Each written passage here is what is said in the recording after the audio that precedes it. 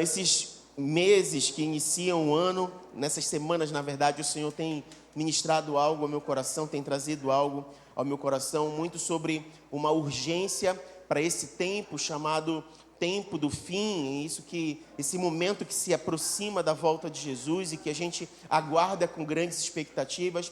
E o Senhor tem falado muito sobre a questão de nós estarmos vigilantes, de nós estarmos em alerta. O Senhor tem falado muito a respeito de nós estarmos atentos às coisas que acontecem à nossa volta, estarmos atentos aos sinais, como igreja estarmos preparados para esse tempo, para este momento. E hoje eu queria conversar com você sobre uma pergunta que o Senhor trouxe ao meu coração sobre este momento que a gente vive também, das relações entre as pessoas e como igreja, sobre como nós estamos lidando nas nossas relações uns com os outros. E talvez você concorde comigo de que uma das coisas que nós mais nutrimos nos relacionamentos com as pessoas são amizades saudáveis. Você provavelmente deve ter amigos, você provavelmente deve nutrir um bom sentimento, uma boa relação com pessoas, não só do seu núcleo familiar, mas pessoas que convivem com você no trabalho, ou na sua casa, ou em outros ambientes. E sabe, a Bíblia fala a respeito de amizade, a Bíblia traz algo muito interessante a respeito da amizade. Provérbios, por exemplo, é um dos livros que fala a respeito de amizade, e eu queria ler com você 3 versículos que tratam especificamente sobre amizade nas Escrituras. Abre comigo Provérbios 17. Provérbios 17 diz o seguinte: o amigo dedica sincero amor em todos os momentos, e um irmão querido na hora da adversidade. Provérbios 18:24. Olha o que diz Provérbios 18:24. Diz o seguinte: cuidado, as muitas amizades podem levar à ruína, mas existe amigo mais chegado que um irmão. Olha que poderoso. E olha o que diz Provérbios 27:9. Provérbios 27:9. Perfume e incenso promovem alegria no coração. O conselho sincero de um amigo dá encorajamento para viver. Nossa, como é bom ter amigos então, né? Se a amizade nos ajuda a ter um irmão no momento da adversidade, se bons relacionamentos nos ajudam, então, a receber bons conselhos e saber encorajar no momento de vida, nossa, como é bom ter amigos. Talvez você já tenha escutado a seguinte frase: quem encontrou amigo, encontrou um tesouro. E talvez você até ache que esteja na Bíblia escrito isso, mas deixa eu dizer para você, não está na Bíblia isso, tá? Na verdade, essa frase, quem encontrou um amigo, encontrou um tesouro, está no livro Eclesiástico, capítulo 6, verso 14, mas que não está na Bíblia, que passou pelo cânone oficial, que é a qual nós usamos. Na verdade, é um livro apócrifo. Eclesiástico não é Eclesiastes. Eclesiastes é o livro que está na Bíblia que a gente usa. Eclesiástico é um livro apócrifo que está em outras versões da Bíblia, que nós não utilizamos, não é a versão oficial, que passou pelo cânone oficial bíblico. Então, em Eclesiástico 6,14 está escrito: quem encontrou um amigo, encontrou um tesouro. E você deve dizer: pastor, por que tem livros, então, apócrifos, livros que não passaram pelo cânone bíblico?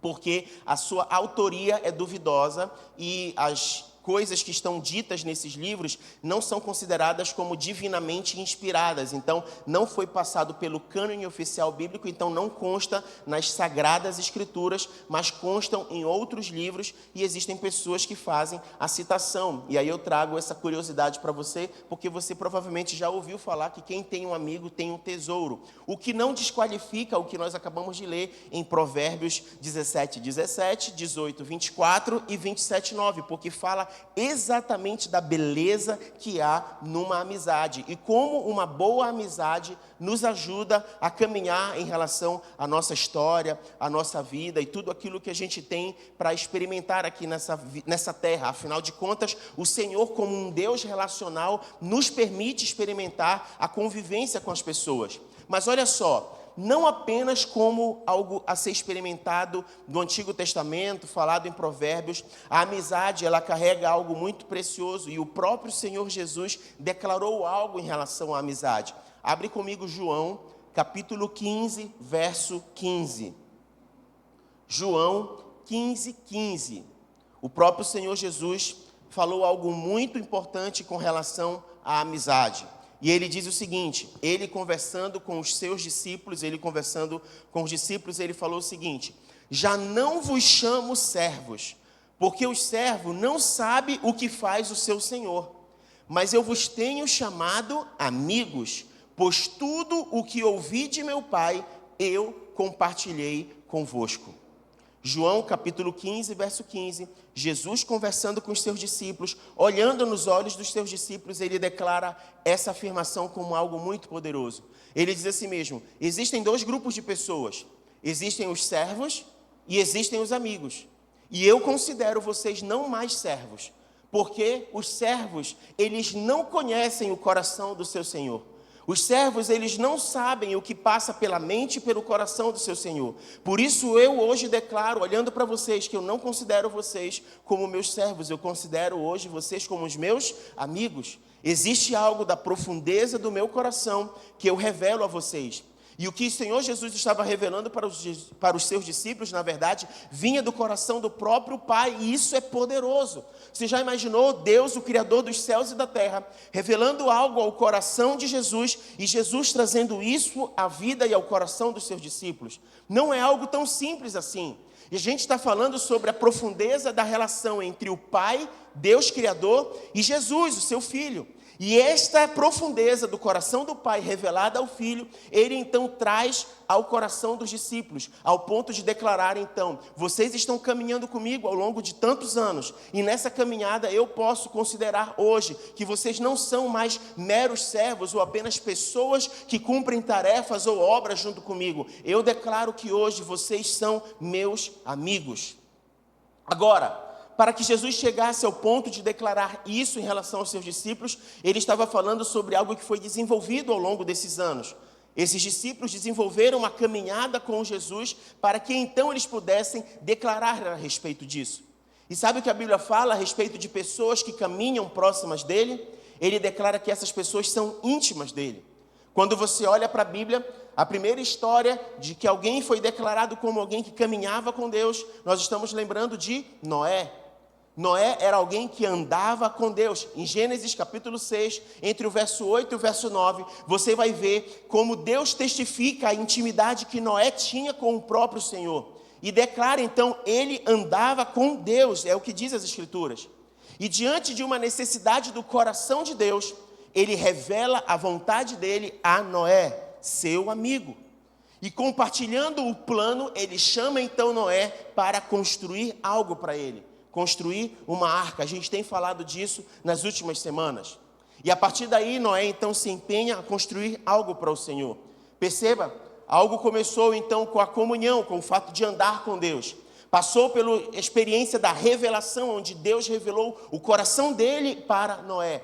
Até chegar no momento da construção, algo foi feito, algo foi desenvolvido, algo foi colocado em prática.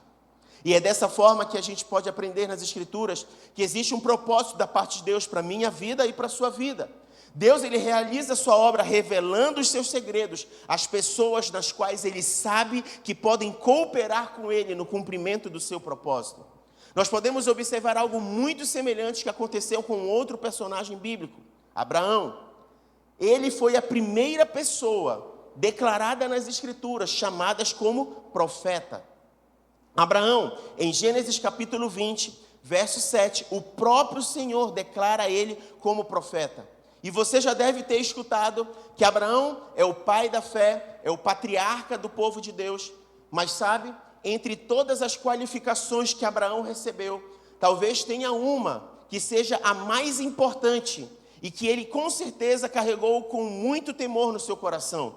É a que está escrito em Isaías 41, 8. A declaração que está em Isaías 41, 8 revela algo a respeito da jornada de vida de Abraão, que seja a mais importante e a maior marca da sua história.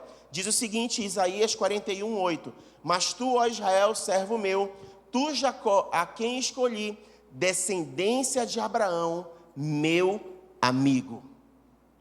Deus chamando Abraão de amigo. Talvez essa seja a maior marca que Abraão carrega da sua história.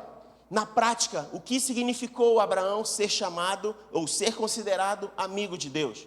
Talvez você lembre de toda uma história registrada em Gênesis capítulo 18. Uma história muito conhecida que vai desencadear na destruição de Sodoma e Gomorra por conta do pecado e da perversidade que haviam naquelas cidades. Mas a destruição dessas cidades não acontece de uma hora para outra. Existe um relato histórico anterior que chega na destruição dessas cidades. E em Gênesis capítulo 18 acontece algo muito poderoso que carrega essa marca que chegamos a compreender e estudar agora, de ler agora, na verdade, que Abraão foi chamado de amigo de Deus. E eu queria ler com você Gênesis 18, a partir do primeiro verso. Diz o seguinte: O Senhor apareceu a Abraão no bosque sagrado dos carvalhais de Manré, quando ele estava sentado à entrada de sua tenda, na hora mais quente do dia. Abraão ergueu os olhos e observou 3 homens em pé, a pouca distância. Assim que os viu, saiu da entrada da sua tenda, correu ao encontro deles e prostrou-se, encostando seu rosto no chão. Então declarou Abraão: Meu Senhor, se encontrei graça aos teus olhos, não passes pelo teu servo, sem te deteres por algum tempo. Verso 4: Traga-se um pouco de água, lavai os pés e repousai debaixo desta árvore. Também trarei um bocado de pão, refazei as vossas forças, visto que chegastes até vosso servo. Depois seguireis a vossa jornada. Ao que eles responderam: Assim seja, faze como disseste. Abraão dirigiu-se apressadamente para a sua tenda e pediu a Sara: Toma depressa 3 medidas da melhor farinha, amassa e prepara 3 pães. Em seguida correu ao rebanho e escolheu o melhor e mais tenro vitelo, e o deu a um servo que se apressou em prepará-lo. Tomou igualmente coalhada, leite e o vitelo que preparava e colocou tudo diante dos visitantes. Entretanto, permaneceu de pé junto deles, sob a árvore, observando-os enquanto comiam. Eu não sei se você percebeu, mas algo muito tremendo aconteceu nesse relato que a gente acabou de ler. Nós somos conhecidos como pessoas bem hospitaleiras, a gente gosta de receber as pessoas em casa. Muito provavelmente você é daquele que faz um cafezinho no final da tarde ou deixa uma garrafa de café com café passado, gostando de tomar de vez em quando. Até porque havia muito costume das pessoas com mais idade de sempre receber alguém de cá, alguém da vizinhança, algum parente em casa. Então, havia muito hábito. E nós, como nortistas aqui, a gente tem esse hábito de receber bem as pessoas. E aqui, Abraão está recebendo alguém muito importante. Se você percebeu no texto que a gente leu, todas as vezes que a palavra Senhor estava destacada nesse trecho, ela estava escrita com S maiúsculo. O que Abraão estava experimentando aqui era literalmente a visita de Deus. O Senhor estava visitando Abraão naquela ocasião. E olha só que coisa poderosa, ele reconheceu que o Senhor o estava visitando. E ele decidiu que ele faria algo especial para receber o Senhor. Ele decidiu que ele faria então o melhor pão com a melhor farinha. Ele decidiu que serviria então o melhor vitelo. Ele decidiu então que o melhor da comida que ele tinha na sua casa seria servida para aqueles 3 homens que estavam chegando ali. Eram os 2 anjos e o Senhor que estavam indo naquele lugar comer com Abraão. Você está falando sobre sentar à mesa literalmente com o Senhor. E ele, reconhecendo a presença do Senhor, ele não entregou o menor do seu tempo ou a sua distração, e ele não entregou o que sobrava da mesa ou o que tinha sobrado da refeição anterior. Ele cuidou para que o Senhor tivesse uma experiência de primícia com ele naquele momento, recebendo o melhor que ele tinha, o melhor da sua casa. Ao reconhecer que era o Senhor, Abraão o convida a sentar à mesa e partilhar uma refeição com ele. Esse gesto, na cultura oriental, era um gesto de amizade e de intimidade. Era um gesto que representava uma amizade e uma aliança. Não era servida qualquer refeição, não era dedicado qualquer sobra de tempo. Aquilo só era feito para expressar uma postura de honra, porque se estava referindo a alguém importante.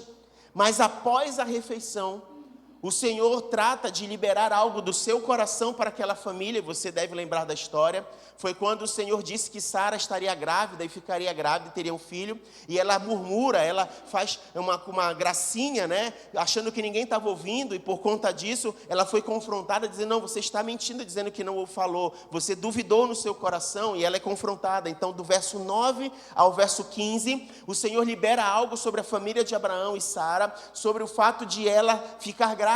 E o propósito do Senhor se cumprir através daquela família. Mas olha o que acontece no verso 17. Vai comigo para o verso 17 de Gênesis 18. Então, o Senhor falou consigo mesmo: ocultarei de Abraão o que planejo realizar? Verso 18. Abraão será o pai de uma nação grande e poderosa, e por intermédio dele, todas as nações da terra serão abençoadas. O que a gente está lendo aqui? Algo que está no coração do próprio Senhor. E ele está declarando o seguinte: faria eu algo sem compartilhar antes com Abraão? Faria eu algo sem trazer ao coração de Abraão, sem dizer a Abraão o que eu faria? E aqui, quando a gente lê isso, mostra exatamente o próprio Senhor conversando consigo mesmo a respeito de algo que ele pretende fazer. Pula comigo para o verso 22. Diz o seguinte: então os homens partiram dali e dirigiram-se para Sodoma, mas o Senhor permaneceu junto a Abraão. Verso 23. Abraão chegou um pouco mais perto e indagou: destruirás o justo com o pecador? E aqui a gente experimenta aquela parte da história em que Abraão começa a perguntar para o Senhor se ele destruiria aquela cidade se houvessem justos naquela cidade. E ele começa a perguntar, se houvesse 50 justos, mesmo assim o Senhor destruiria aquela cidade? O que Abraão começa a fazer? Ele se coloca entre Deus e a vontade do Senhor a ser executada. Ele se coloca entre Deus e as pessoas justas daquela cidade. O papel de Abraão nesse momento é o papel de um intercessor.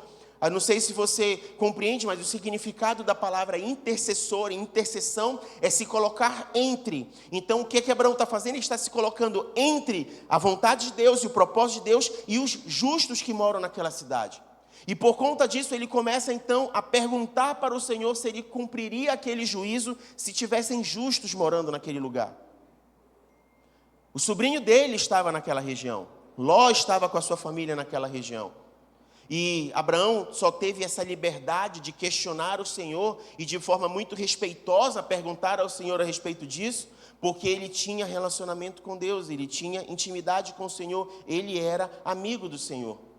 Quando a gente olha para esse cenário do próprio Deus chegando à casa de Abraão e fazendo uma refeição com ele, quando a gente olha para esse cenário do próprio Senhor dizendo: faria eu algo sem compartilhar com Abraão, o meu servo, o meu amigo? Quando a gente olha para essa situação e lê no verso 23, Abraão dizendo: Abraão se chegou mais próximo do Senhor e indagou, ou seja, na liberdade de se aproximar com alguém para questionar e para perguntar algo tão específico, a gente começa a perceber o que está escrito em Amós capítulo 3.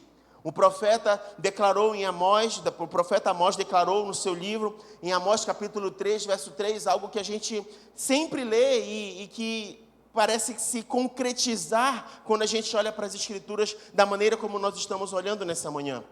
Amós 3,3 vai dizer o seguinte: ora, duas pessoas poderão caminhar juntas, lado a lado, se não tiverem de acordo, se não houver concordância entre elas?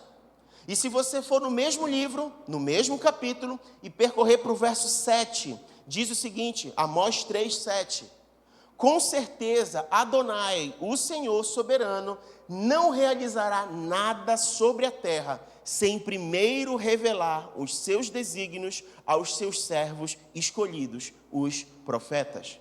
Ora, o leão rugiu, quem não temerá? Yahvé, Adonai, Deus soberano, falou, quem não profetizará as suas palavras? Em outras traduções você vai encontrar: faria Deus alguma coisa sobre a terra sem falar antes aos seus amigos, os profetas? Em outras traduções você, no lugar de servos escolhidos, vai encontrar a expressão amigos.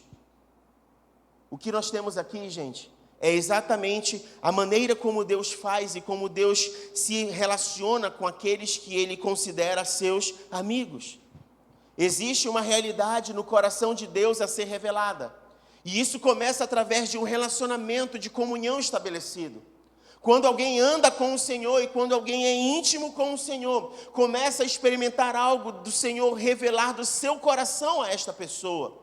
E por conta de você caminhar com quem você é amigo, de conhecer o que está no seu coração, você consegue contar com aquela pessoa para a realização dos seus projetos e dos seus planos.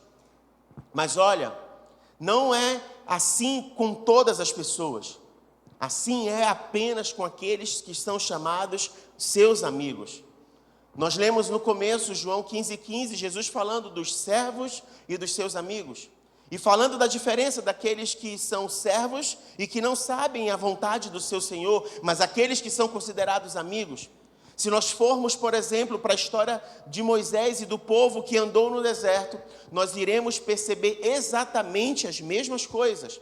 Em Salmo 103, verso 7, você tem escrito o seguinte: Ele revelou os seus caminhos a Moisés e aos israelitas os seus feitos maravilhosos. A multidão, o povo, testemunhava os grandes feitos do Senhor, o Deus Todo-Poderoso, o Deus que nos tirou da terra do Egito, o Deus que transformou águas amargas em águas doces, o Deus que mandou as codornizes nos alimentarem com aquilo que a gente precisava, o Deus que mandou a coluna de fogo, a coluna de nuvem, nos acompanhando durante toda a trajetória do deserto. Mas só Moisés sabia o que estava no coração de Deus. Só Moisés experimentava a revelação dos propósitos do Senhor. Diferentemente do povo que via apenas os grandes feitos do Senhor.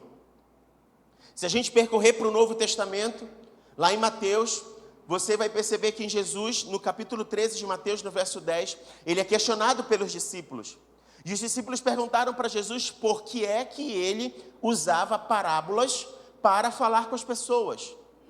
E eu não sei você, mas eu cresci na escola bíblica dominical escutando que Jesus usava parábolas porque ele era didático e era a forma que ele usava para explicar melhor as histórias para as pessoas, para facilitar as pessoas de aprenderem, de entenderem as coisas. Mas quando você lê Lucas 8:10, você descobre que a intenção de Jesus não era facilitar a história para as pessoas. E que ele não estava ali querendo ser didático com as pessoas. Ele estava sendo didático, ele estava sendo intencional, mas de uma outra forma. Lucas 8:10 está dizendo o seguinte: ao que ele lhes replicou, lhes respondeu: a vós outros é conhecido saber os mistérios do reino de Deus. Aos demais, contudo, anunciam através de parábolas, para que, vendo, não vejam, e ouvindo, não compreendam. Jesus não estava falando com parábolas porque ele queria que as pessoas soubessem o que ele estava falando. Jesus estava falando com parábolas para que eles, de fato, vendo o que ele estava falando e ouvindo o que ele estava falando, não compreendessem o que ele estava dizendo. Porque a multidão nunca iria compreender aquilo que só os amigos, só os discípulos iriam compreender. O que Jesus está dizendo é: a vocês, meus discípulos, é conhecido saber os mistérios do reino. A vocês, meus discípulos, a vocês eu revelo verdadeiramente o coração de uma maneira limpa e transparente. A multidão, não é dessa forma que eu trato a multidão. E aí você deve se perguntar: nossa, por que Jesus fazia isso? Por que Jesus tratava a multidão diferente dos discípulos? Porque a multidão era interesseira. A multidão estava ali apenas por conta dos milagres. Eles estavam ali porque eles eram alguns curiosos para ver como é que ele faz milagre mesmo. Da outra vez ali tinha uma multidão, ele começou a partir o pão e os peixes e as pessoas começaram a se alimentar, ainda sobrou 12 cestos. 12 cestos, essa história de pescador, tá mentiroso, hein? Não, vai lá ver como é que ele faz. Então, seguindo Jesus, tinham os curiosos. aqueles que estavam ali só para ver como é que ele fazia os milagres. Tinham os outros que estavam querendo receber o milagre. Pessoas que estavam passando por situações difíceis. Pessoas como aquela mulher com fluxo de sangue, que no meio da multidão se arrastou, se jogou, não estava preocupada, só queria tocar as vestes dele. De fato, existiam pessoas sinceras. De fato, existiam pessoas que precisavam de milagre. Mas, de um modo geral, todas as pessoas que faziam parte da multidão estavam ali apenas porque tinham nele um grande profeta. Tinham nele aquele que falava diferente dos fariseus, dos líderes religiosos, daquele que falava com autoridade diferente das outras pessoas, daquele que fazia os milagres que os outros não faziam, que faziam os sinais que os outros não faziam, que não eram apenas palavras ditas ao vento. E sabe, essas pessoas faziam parte da multidão, mas existiam aqueles que ele podia revelar do seu coração, que não eram a multidão, que de fato estavam dispostos a ir para um relacionamento mais profundo e além do que a multidão interesseira. E talvez hoje seja essa a realidade de muitas igrejas. Um grande número de pessoas tem se reunido todas as semanas, em prédios maiores que este talvez, com pessoas não mais bonitas que a gente, porque a gente é muito bonito, tá? Mas assim, se reunindo semanalmente em muitos locais, chamados de igreja, porque estão interessadas, estão buscando os milagres que Jesus pode realizar. São as pessoas que estão esperando um resultado de exame, são as pessoas que estão esperando uma sentença na justiça, são as pessoas que estão esperando uma porta se abrir, são pessoas que estão esperando algo acontecer. E elas estão fielmente, semanalmente, se reunindo, porque elas estão focadas nas bênçãos que o Senhor pode entregar a elas. Mas elas não estão dispostas a se relacionar com o Deus das bênçãos. Não estão dispostas a buscar Deus por amor a Ele, e sim por conta do que Ele pode fazer. Será que agindo assim, a gente não está lidando com pessoas idólatras? Que idolatram não o Senhor, mas a bênção e o milagre que Ele pode realizar? Mesmo nesse tempo, mesmo com essa multidão, mesmo com pessoas se aproximando de Deus com esses interesses, existe no meio da multidão um grupo de pessoas diferentes. São aqueles que o Senhor declara que são chamados discípulos dele. E como está escrito em Salmo 24:6, estes são aqueles que o buscam, que procuram a tua face, ó Deus de Jacó. De fato, no meio da multidão, existem aqueles que sinceramente querem ser chamados amigos de Deus. E eu faço uma pergunta para você nessa manhã, nesse exato momento: em que grupo você está? Que grupo você faz parte? Onde está o foco do seu coração? Você está disposto ou entende o que é amar o que Deus ama e odiar o que Deus odeia? Ou você é apenas um simpatizante de quem Deus é e da grande história que Ele representa? Existem muitas pessoas que se contentam só em saber e reconhecer que Deus é Deus, mas não estão dispostas a andar com Deus. Existem muitas pessoas que são simpatizantes e declaram: oh, que coisa maravilhosa, quão bom é aquele Senhor e o que Ele faz, olha como é a sua história, olha como Ele é maravilhoso, mas não estão dispostas a pagar um preço de andar com Ele e de reconhecer e de saber coisas ocultas e profundas que Ele só revela para aqueles que andam com Ele, os seus amigos. O Senhor tem falado muito ao meu coração sobre amar o que Ele ama e odiar o que Ele odeia. E essa frase, ela tem se repetido muito dentro da minha mente, muito no meu coração, me perguntando sobre as minhas rotinas, sobre o que eu faço todos os dias. E eu me perguntando: isso aqui que eu estou fazendo é algo que Deus ama ou é algo que Deus odeia? Isso que eu estou experimentando é algo que Deus ama em me ver experimentando isso, ou é algo que Deus odeia de me ver experimentando isso? E parecem extremos, mas é exatamente isso. A gente está falando de um Deus santo. E o Deus santo que é sério e Ele é justo. Não tem como nós esperarmos uma outra postura dele, que não inteireza e integridade. Sabe, queridos, o nosso maior prêmio não deve ser os resultados de muitos feitos que a gente realiza. O nosso maior feito precisa ser a nossa amizade desenvolvida com Deus. O nosso coração, ele precisa encontrar mais prazer em Deus do que nos seus feitos. O nosso coração precisa encontrar mais prazer em Deus do que nos seus feitos. Muitas pessoas se aproximam de Deus pelo que Ele pode fazer e pelo que Ele pode realizar. Mas o que o Senhor espera da nossa vida não é isso. O que o Senhor espera da nossa vida é poder dizer: eis aqui o meu amigo, eis aqui a minha amiga, eis aqui alguém que anda comigo, eis aqui alguém em que eu posso confiar. Quando a gente olha para as Escrituras e vê todos esses personagens, Noé, Abraão, Moisés, todos eles foram incumbidos de realizar coisas muito poderosas, muito tremendas, que marcaram a história. Abraão, o pai de todas as nações, o pai da fé, um dos heróis da fé. Noé, aquele que foi preservado pelo Senhor dentro de uma arca, construiu uma arca, dedicou anos da sua vida. Moisés, libertador do povo de Israel no Egito. Homens que foram escolhidos por Deus para realizar coisas tremendas e poderosas na história. O que eles experimentaram, talvez eu e você não cheguemos nem perto do que eles experimentaram. Do que é ver um mar se abrir, do que é ver uma chuva alagar todo um território, um barco pesado sair do chão e começar a flutuar pelas águas. Talvez eu e você, diante de tudo aquilo que a gente já viu que Deus pode realizar, talvez a gente nunca tenha presenciado algo como esses homens presenciaram.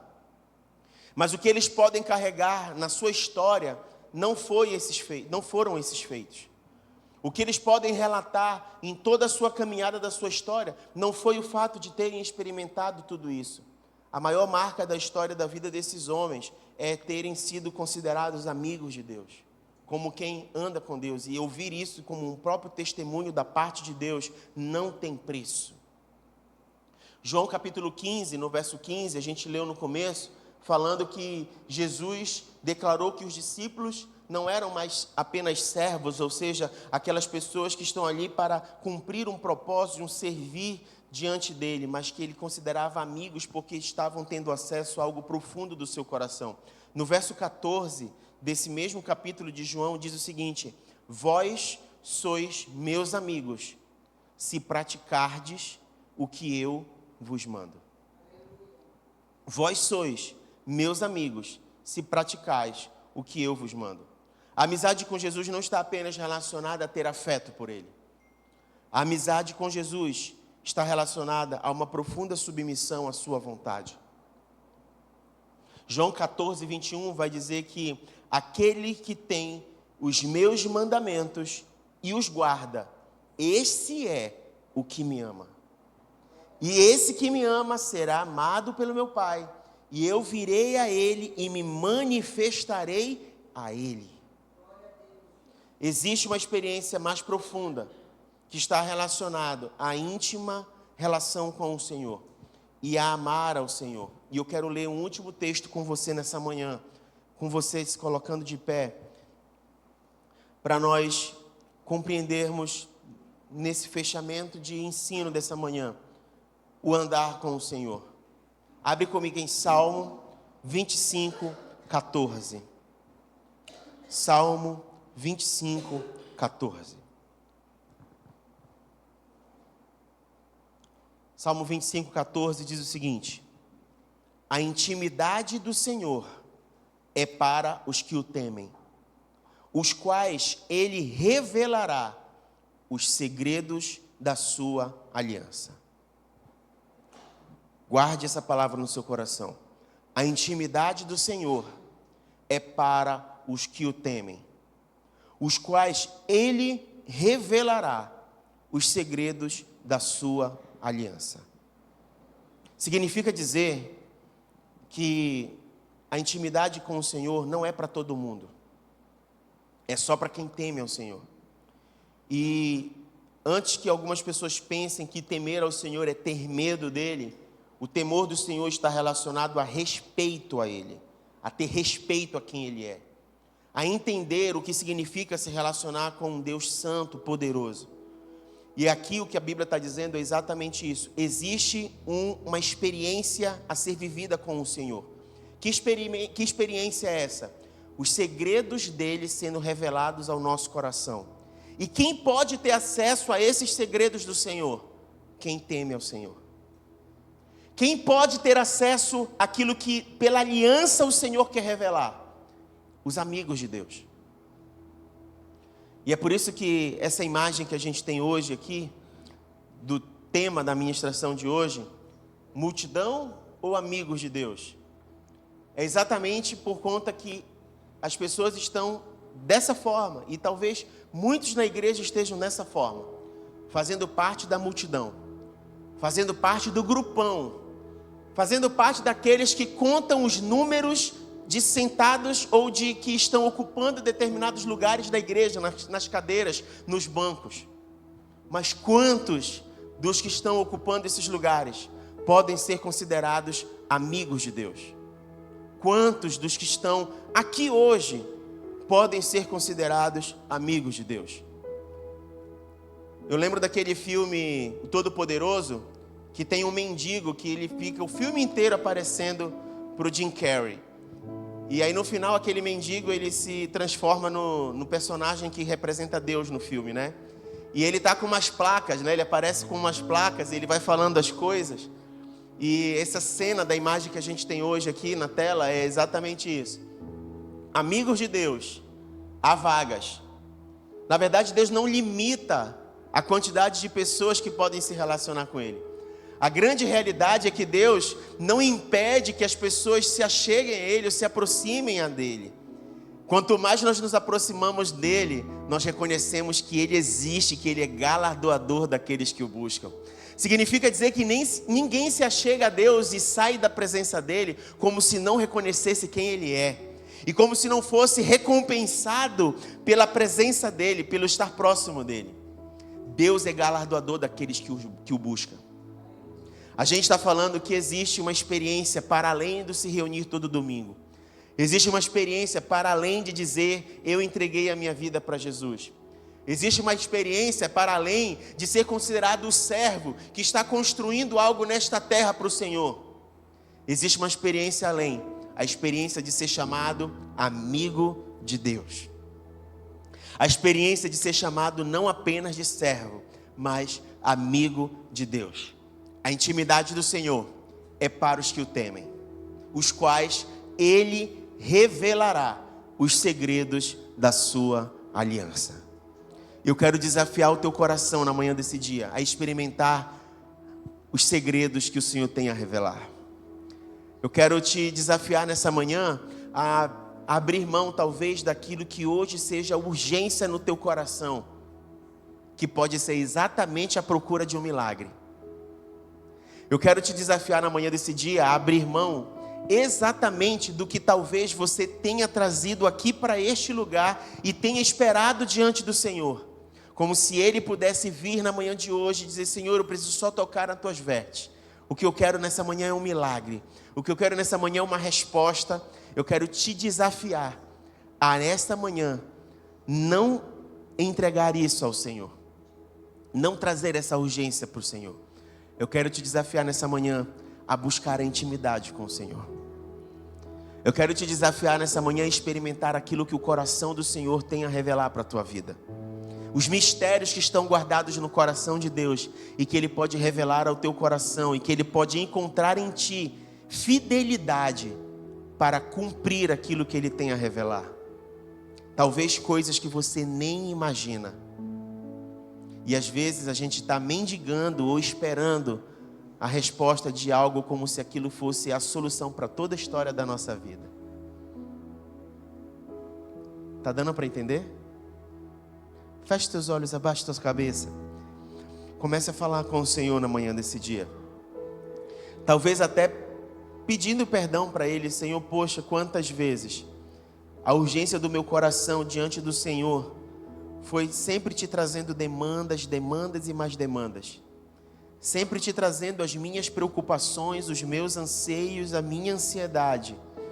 Sempre trazendo diante do Senhor aquilo que eu quero, aquilo que eu preciso, aquilo que eu estou necessitado, aquilo que está precisando de uma resposta urgente, que não há tempo a perder e eu não consigo mais esperar.